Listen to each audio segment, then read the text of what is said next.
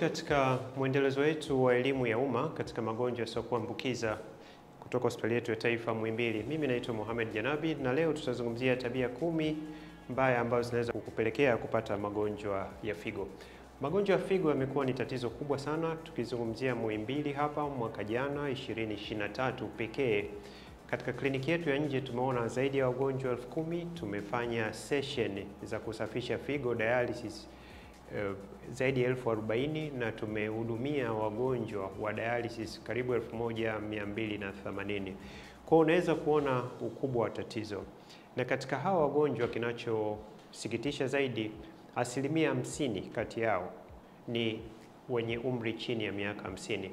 Kwa ni tatizo kubwa, na sababu kubwa ya wagonjwa wetu hawa ambazo zinapelekea kupata magonjwa ya figo ni magonjwa mawili makubwa ambayo tunayaona sana: ugonjwa wa high blood pressure au shinikizo la juu la damu na ugonjwa wa kisukari, na inafuatiwa na tatu, utumiaji wa dawa ambayo za maumivu. Nitalieleza kwa kina.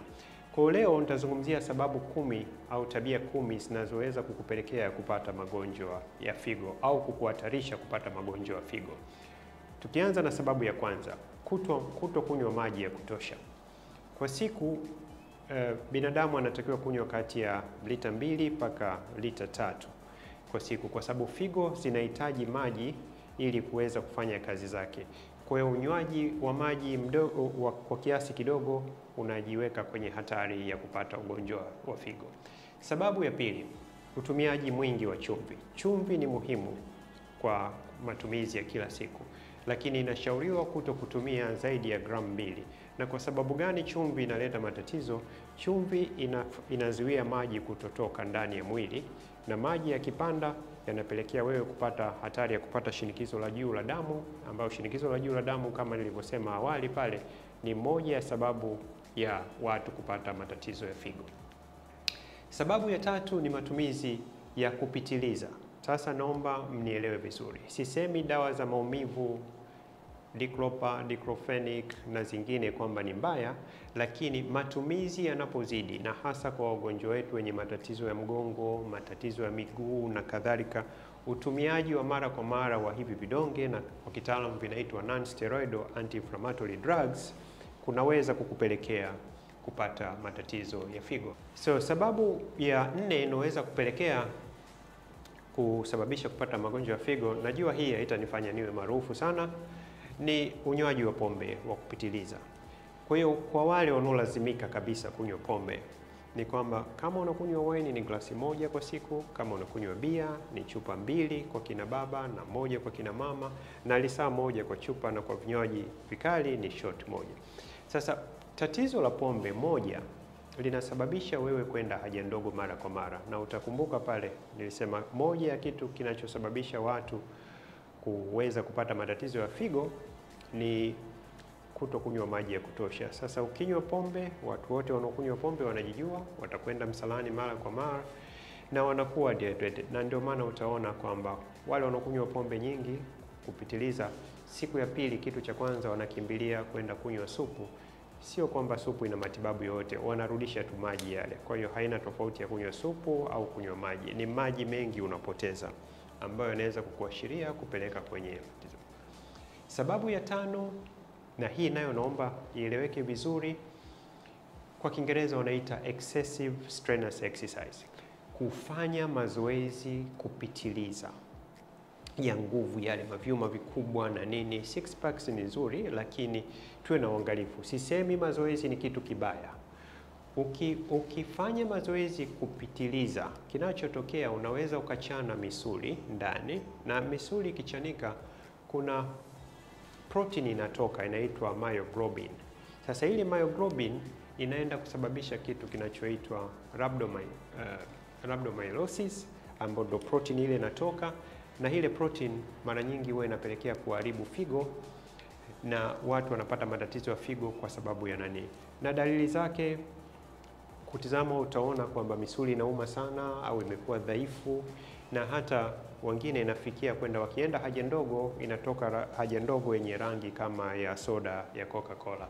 Kwa mazoezi, narudia tena, ni mazuri, lakini usifanye kupitiliza kwa sababu utachana misuli ndani na itaashiria kutoa hiyo protein inayoitwa myoglobin, ambao unapata ugonjwa unaitwa rhabdomyolysis, na huu unaweza kukupelekea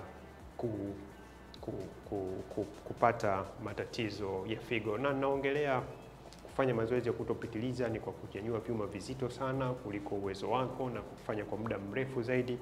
Kwa mazoezi ni kitu kizuri. Siku zote huwa nashauri watu kutembea hatua 10,000 kwa siku, lakini hata ukifanya mazoezi haya mengine ya kwenye gym, tafadhali fanya kwa tahadhari. Sababu ya 6 inaweza kukupelekea kupata matatizo ya figo ni utumiaji wa dawa za kulevya. Whether ni sindano umetumia, heroin, cocaine, bangi na kadhalika. Hii inaharibu mishipa ya damu. Na once ikishaharibu mishipa ya damu, inapelekea kuharibu hata mishipa ya kwenye figo, ambayo itakupelekea kwenda kupata. Kwa hiyo madawa ya kulevya ni tabia ya 6 mbaya ambayo inaweza kukupelekea kupata matatizo ya moyo. Sababu ya 7, kutumia vyakula vyenye sukari nyingi sana. Na hivi vyakula nini vinakupelekea kupata nani? Kwanza, hivi ambavyo vimesindikwa au processed foods vinakupelekea wewe kuongezeka uzito, unakuwa mzito, obese, ambayo inakupelekea kupata either shinikizo la juu la damu au kupata kisukari, ambacho wote tunajua kitakupelekea kupata changamoto ya tatizo la figo. Mtakumbuka vizuri pale mwanzo nilisema sababu kubwa 2 tunazoziona zinazosababisha matatizo ya figo ni high blood pressure, shinikizo la juu la damu, na kisukari. Kwa hiyo ulaji wa vyakula vingi vya kusindika na utumiaji wa sukari unakupeleka kule kuashiria kupata. Sababu ya 8 ni uvutaji wa sigara. Sigara hizi za kawaida. Sigara zinaharibu mishipa ya damu. Ukiharibu mishipa ya damu, na kwenye figo kuna mishipa ya damu, kwenye moyo kuna mishipa ya damu, itaathiri ile usambazaji wa damu kwenye figo, ambayo itapelekea wewe kupata tatizo la figo.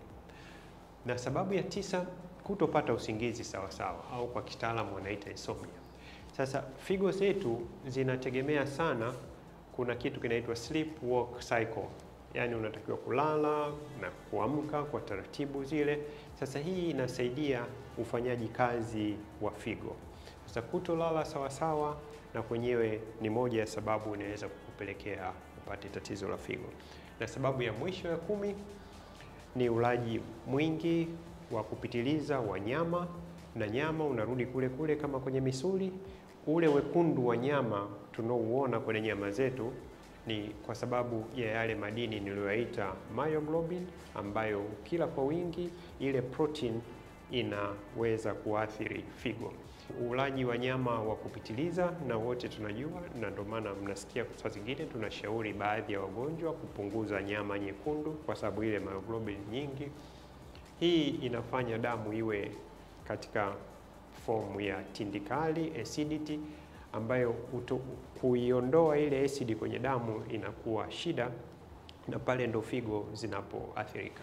Kwa hizi ni sababu 10 ambazo zinaweza kukupelekea wewe kupata matatizo ya figo, na kwa Kiingereza tunaita risk factors to get kidney disease. Asanteni sana. Ikiwa una maswali zaidi kuhusu jinsi ya kutunza afya yako au unahitaji ushauri wa kitaalamu, tuandikie katika comment section, na endelea kufuatilia akaunti zetu za mitandao ya kijamii ili upate elimu zaidi na ushauri kila siku kupitia simu yako. Subscribe kisha bonyeza alama ya kengele ili usipitwe na elimu hizi zenye lengo la kukuhabarisha na kukuelimisha juu ya masuala muhimu ya kiafya kutoka kwa wataalamu wa afya. Hii ni TNA. TNA. Stay informed. Stay healthy.